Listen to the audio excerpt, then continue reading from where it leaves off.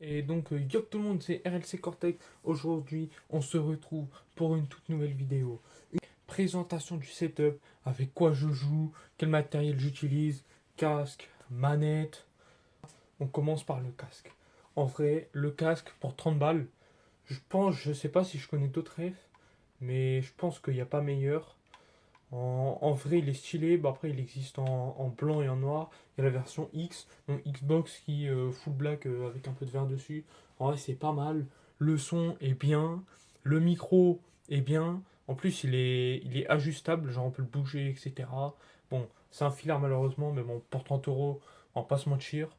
C'est pas de la merde, quoi. On va pas se mentir, c'est pas de la merde. Il y a un léger son spatial 3D, mais bon, c'est un peu faible et bon, voilà pour le prix en vrai, c'est pas vraiment un son spatial 3D si vous voulez ce que je veux dire, mais voilà quoi. Mais voilà quoi. Maintenant, on va passer à la manette. Donc, la manette que j'utilise sur Fortnite, donc Rocket League, tous les jeux, j'utilise la manette Fusion 4 de chez Power. En vrai, on va pas se mentir, je pense c'est une des meilleures manettes. Juste, c'est dommage parce qu'ils disent ouais, joystick à effet Hall.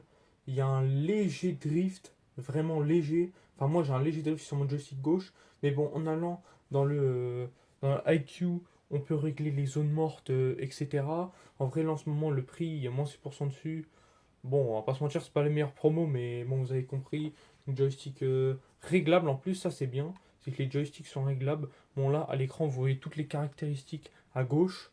Donc pour les joysticks réglables, voilà, on les tourne et ça augmente la hauteur, ce qui nous permet d'avoir un contrôle fric littéralement intégré sans rajouter une hauteur, etc.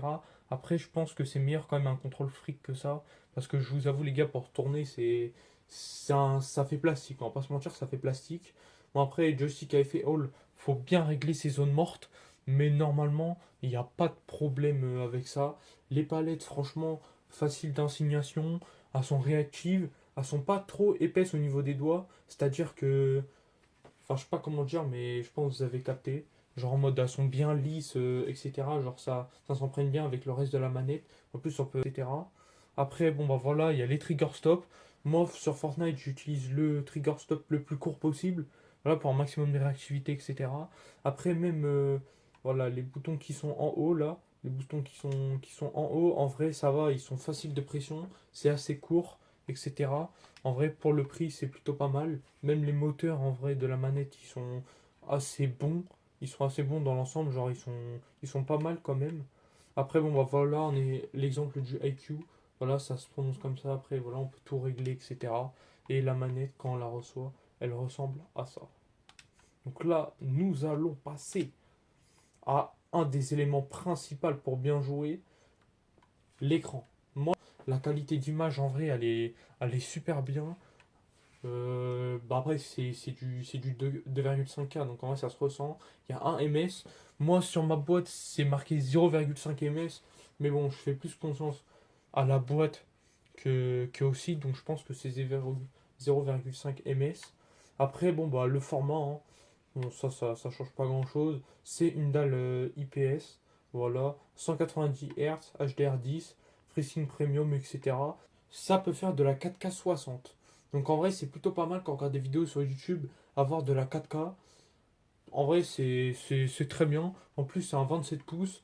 Franchement, il est clean hein, en termes d'image, etc. Il est clean. Même en voilà, le dos. Le dos est comme ça. Il y a les petits boutons là sur le côté pour régler les menus. Voilà, le côté il est pas très épais. Bon, après, c'est un F. Bon, c'est pas le meilleur en termes d'énergie. Mais bon, vous avez capté. Après, juste ce que je trouve dommage sur l'écran, je vais vous montrer, c'est le crosshair. On ne peut pas personnaliser le crosshair, donc on est obligé d'avoir des trucs intégrés. Donc je vais vous montrer ça. Donc voilà, vous entrez dans le menu. Voilà, il y a des réglages d'image, voilà. Moi j'ai mis le mode HDR, super noté, voilà, etc. Après, si vous avez, si vous regardez sur internet, vous pourrez personnaliser les modes, etc.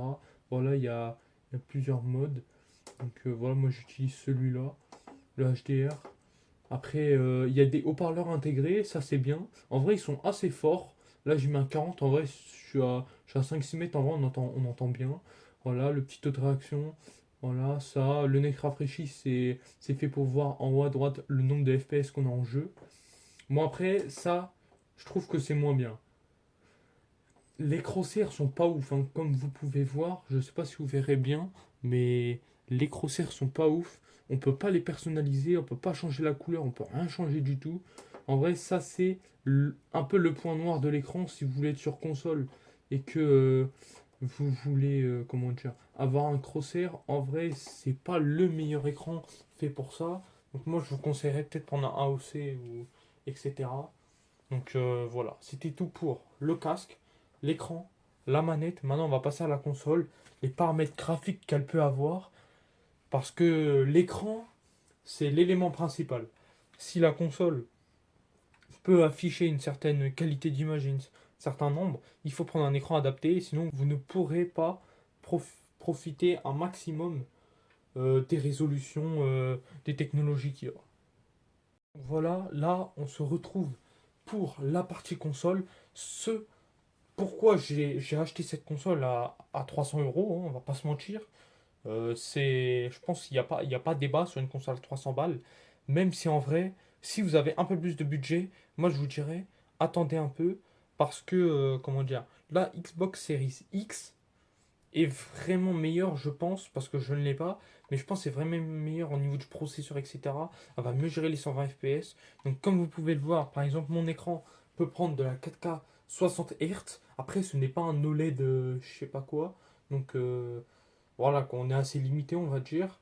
Après, bon, bah, voilà, hein, moi je joue en 1440p et 120 fps. Je joue en HDR10.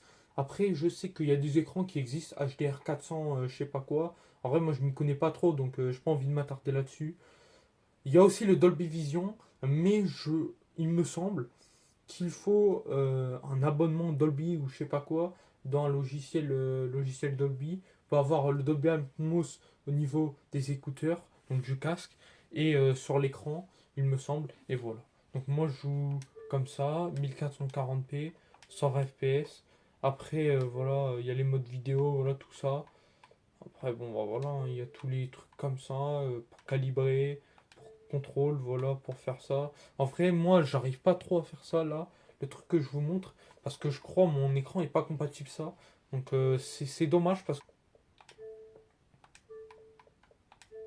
Ah, voilà, c'est bon, je l'ai trouvé. Donc voilà, on peut mettre détection automatique DVI, HDMI, je sais pas c'est quoi DVI, mais bon, c'est pas grave.